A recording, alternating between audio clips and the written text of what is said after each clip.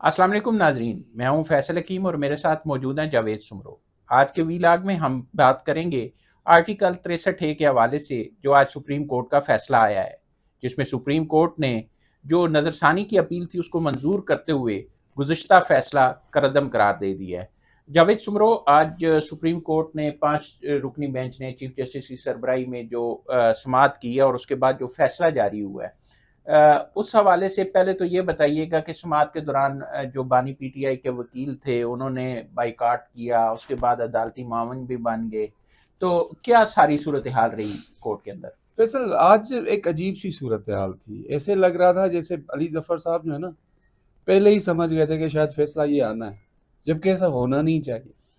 हो सकता है अदालत में बैठे मोजिज जज साहबान कुछ और सोच रहे हों, और अगर आपके दलाइल अच्छे हों तो अदालत के अंदर जो फैसला, अगर जो ऑडियंस बैठी हुई समझती है कि यार ये आ रहा है, उसके अगेंस्ट आ जाए। हमने माजी में ऐसी चीज़ें देखी भी, बेंचेस भी टूटते हुए देखे। आज जिस तरह से वो पेश हुए, उन्होंने कहा जी मुझे तो इमरान खान के साथ जब मिलने का कहा गया आपकी अदालती अहकामात पर, तो मेरे साथ पहले तो जो पुलिस एहलकार बैठे रही, ऐसी मुलाकात नहीं होती। तो उस पर उनको कहा गया जी फिर कैसी मुलाकात हो आपको। उन्होंने कहा जी हमें एक वकील की अपने मुवक्किल के साथ जो मुलाकात होती है अकेले में, उन्होंने कहा अब जेल का मामला है, उसको हम किस तरह से कर सकते हैं।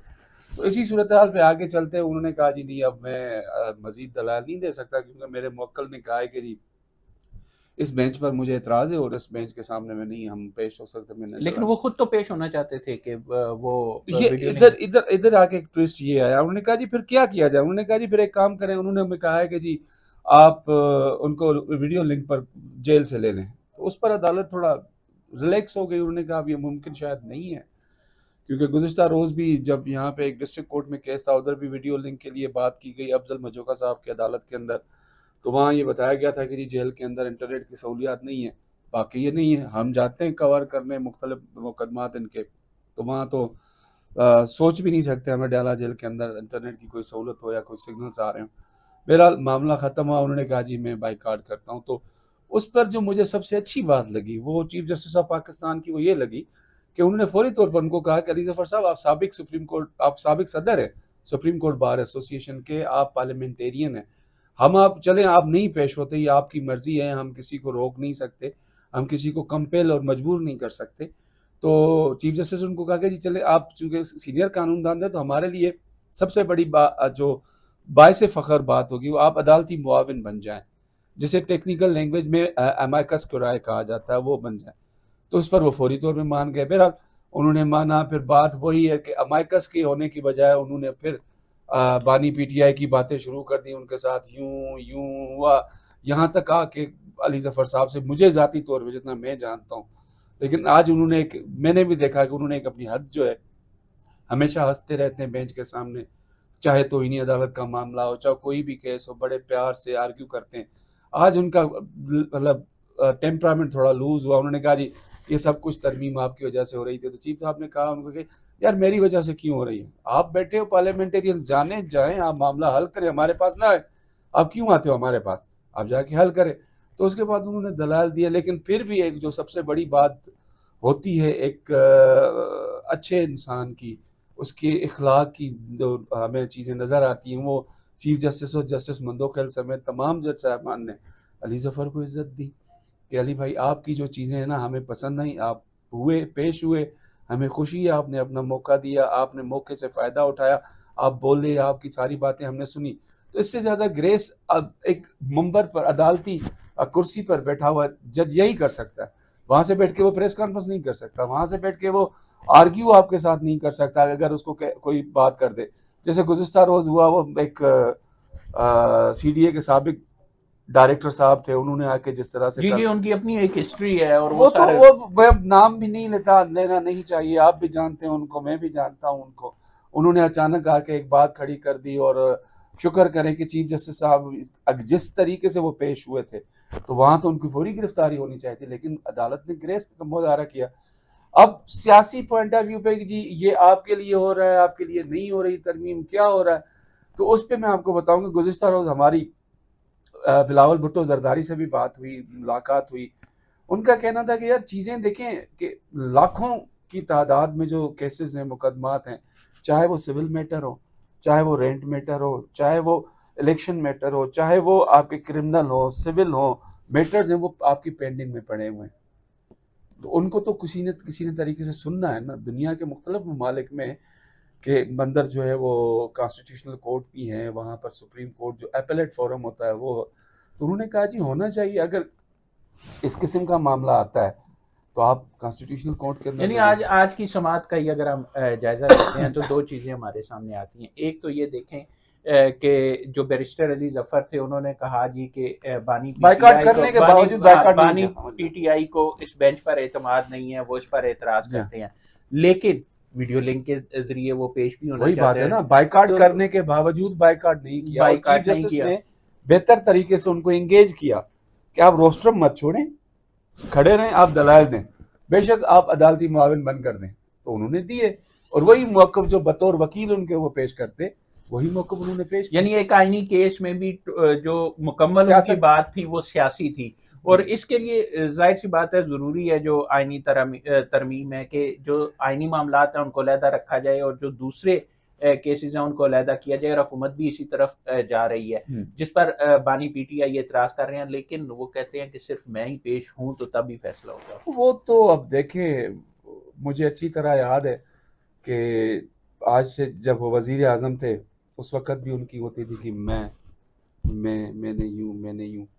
انسیت جو ہوتی ہے نا انسان کے اندر، وہ سب سے بڑی ایک خصوصیت ہوتی ہے کہ جی میں ہوں. تو خان صاحب یہ میں جو عادت ہے نا وہ بہت بڑی ہے. تو اس میں نے ان کو ختم بھی کیا. اب اتنا اپنی ہی غلط پالیسیوں کی وجہ سے اتنا شکنجے میں آ چکے ہیں کہ شاید اب وہ سانس لینا بھی، سیاسی طور پر سانس لینا بھی ان کے لیے دشوار ہو چکا ہے. تو اس چیز کو سامنے رکھے تو انہوں نے انسیت میں آ کے بہت سی چیزیں کی. وہ کہتے ہیں جی میں ہوں. یہاں بھی عدالتی معاملات میں نے آج نہیں، جب 2012-13 کے الیکشنز ہوئے تھے، انہوں نے 4 حلقوں والی بات کی تھی، یاد ہوگی آپ کو. اس میں بھی انہوں نے کہا کہ جی میں یہ کہتا ہوں یہ 4 حلقے کھولے جائیں. 35 منچر کی بھی بات کی تھی، پھر اس کے 35 بعد وہ منچر، کہ ہاں سیاسی بیان تھا. وہ بیان تھا. چلو 4 حلقے جو خواجہ آصف صاحب والا حلقہ اور باقی 3 حلقے کھلے بھی. جسٹس ناصر الملک نے بیٹھ کے وہاں پہ اس کی ہیئرنگ بھی کی. میں تو آنکھوں دیکھا آئی وٹنس ہوں اس پوری پروسیڈنگز کا. لیکن اس میں یہ ہوا کہ چلو ایک جو الیکشن کے اندر جو ہوتی ہیں تھوڑی بہت بیڈ گورننس ہوتی ہے وہ تھی، لیکن وہاں پہ ریگنگ نہیں تھی کیونکہ کہیں بیلٹ پیپر نہیں پہنچ سکے. وہ تو ٹرانسپورٹیشن کا ایشو تھا، کچھ تھا.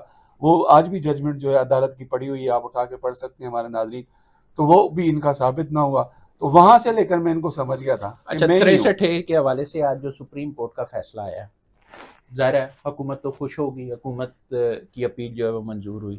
اب مولانا فضل الرحمان نے بھی جو عدالتی فیصلہ ہے اس کو منظور کیا، اس کو قبول کرنے کا اعلان کیا ہے، لیکن ساتھ انہوں نے ایک اور مطالبہ بھی کر دیا ہے، اور وہ ہے کہ جب تک ایس سی او کانفرنس نہیں ہو جاتی جو آئینی ترمیم کا معاملہ ہے اس کو حکومت مؤخر کرے. میرے خیال ہے 15-16 کو 2 دن کی کانفرنس ہے، اور بلاول بھٹو کہتے ہیں کہ یہ سارا کام 25 اکتوبر سے پہلے ہونا وہ چاہیے. رات ہمارے ساتھ ان کی جی گفتگو میں جو بات گفتگو ہوئی تھی.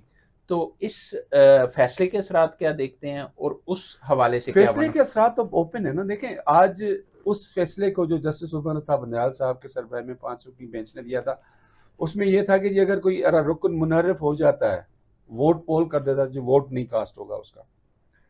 فیصلہ صرف یہ تھا نا. اب یہ جو آج کا ڈیسیشن آیا اس میں انہوں نے واضح کر دیا ہے کہ جی نہیں، ووٹ اس کا پول ہوگا.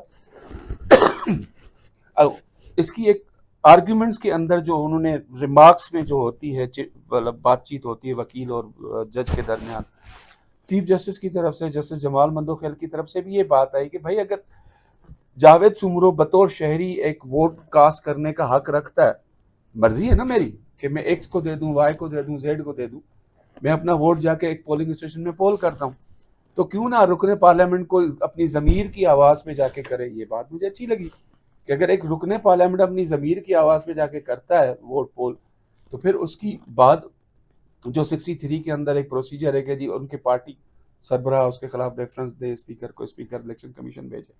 تو وہ ایک پروسیس موجود ہے. تو اس کے ووٹ کو کاؤنٹ نہ کرنا دنیا کے اندر شاید انڈیا میں ہے اور 1 سے 2 اور ممالک ہیں. لیکن اس وقت تو پی ٹی آئی کے لیے سب سے بڑا مسئلہ یہ ہے کہ وہ پارلیمنٹ کے اندر موجود ہے یا نہیں. اسپیکر تو ماننے کے لیے تیار نہیں ہے.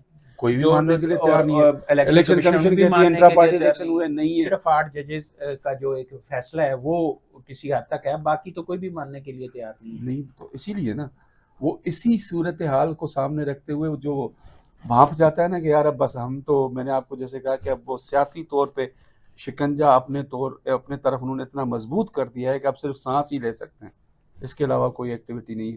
تو اس میں اپنے آپ کو زندہ رکھنے کے لیے ایسی حرکتیں کی جا رہی ہیں. اب دیکھتے ہیں کہ 8 رکنی جج جو ہیں وہ اپنا کیا موقف لیتے ہیں، کس طرح سے اس چیز کو آگے بڑھاتے ہیں، تو وہ وقت بتائے گا. بہت بہت شکریہ جاوید سمرو.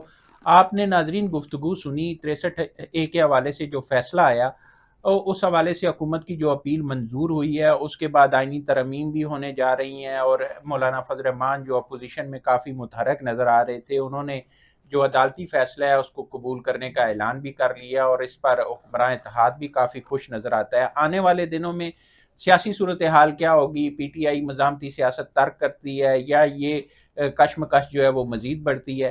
یہ دیکھنے کے قابل ہوگا. اب تک کے لیے اتنا ہی. بہت جلد آپ کے پاس ایک نئی ویلاگ کے ساتھ حاضر ہوں گے. تب تک کے لیے اللہ حافظ.